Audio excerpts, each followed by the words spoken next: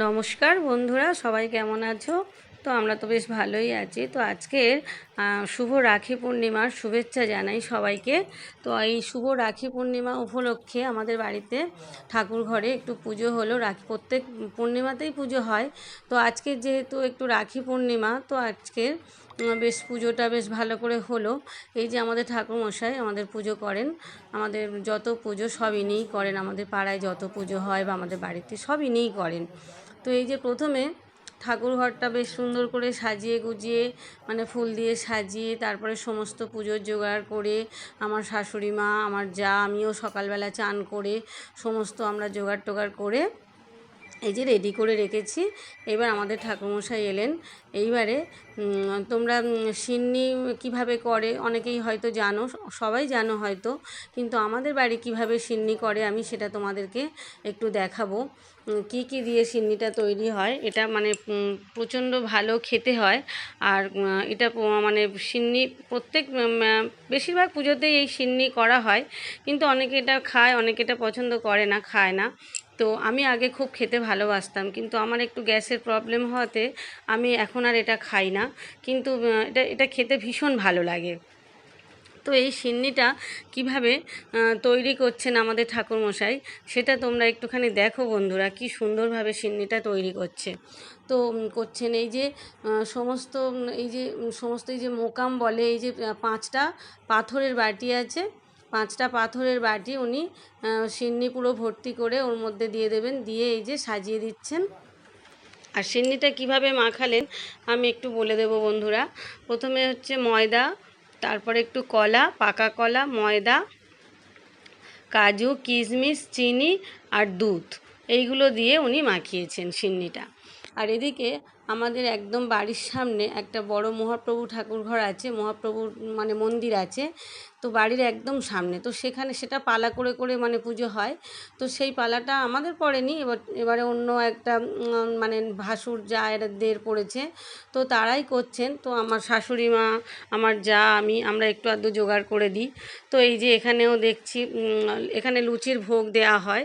সমস্ত ফলের ডালা সাজিয়ে 5 রকমের ফলের ডালা সাজানো হয়। আর এই যে লুচির ভোগ হচ্ছে। তো তোমরা দেখো বন্ধুরা কি কি রান্না হচ্ছে। কুমড়ো আলু, এই যে কুমড়ো আলু পরে ছোলা দেওয়া হবে, কুমড়ো আলু ছোলা দিয়ে একটা ডালনা হচ্ছে। আর এদিকে 5 রকমের ভাজা দেয়া হবে, 5 রকমের ভাজা। আর সমস্ত রকমের 5 রকমের করে মিষ্টির একটা ভোগ দেওয়া হবে। আর এই যে লুচি করা হচ্ছে, এই যে মহাপ্রভু মানে মন্দিরটা, এটা আমাদের পাড়ায় মানে 6টা মানে শরিক, মানে 6টা শরিক মিলে এই পুজোটা করা হয়, 6টা ঘর মিলে। তো তার মধ্যে আমরা একটা মানে শরিক আছি। তো আমাদেরও পালা পড়ে, আমরাও করি সেই সময়। তো এবারের পালাটা আমার ওই একটা ভাসুরদের পড়েছে। তো এই যে রান্নাবান্না করছেন সব। আর আমাদের পাড়ায় সব মানে পুজো হলে সবাই মিলে একটু জোগাড় টোগাড় করে দেওয়া হয়। এটা এত বড় একটা পুজো, তো তো অনেক মানুষ এই যে লুচির ভোগ টোগ খাবেন, তো একার পক্ষে সম্ভব না।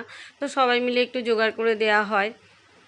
তো এই যে আমাদের পাড়ার জায়রা সবাই মিলে জোগাড় করে দিচ্ছেন। আর এই যে আমার একটা ভাসুরের মেয়ে, সে হচ্ছে ওই মানে তরকারিগুলো করছেন।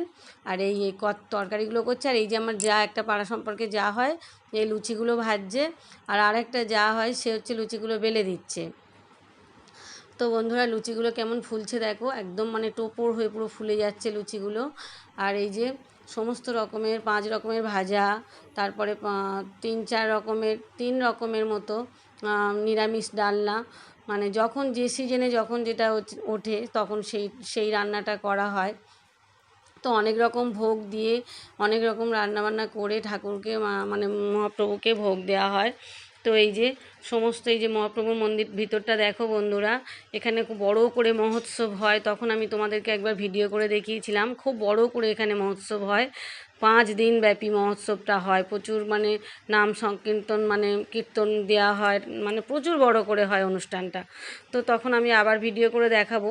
আর এই যে ভোগগুলো সমস্ত সাজিয়ে দেওয়া হবে, মানে দেওয়া হয়েছে। এবার আমাদের পুরো মানে ঠাকুরমশাই আসবেন, পুজো হবে।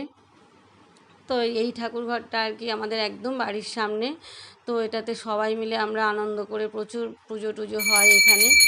তো এই যে আমিও আর পুষ্পাঞ্জলি দিলাম সকালবেলা চান করে, আমি শাড়ি পরে মনটাকে একদম পবিত্র রেখে আমি খুব ভক্তি সহকারে পুষ্পাঞ্জলি দিলাম।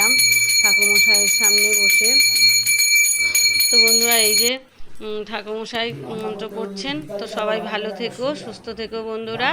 তো টাটা।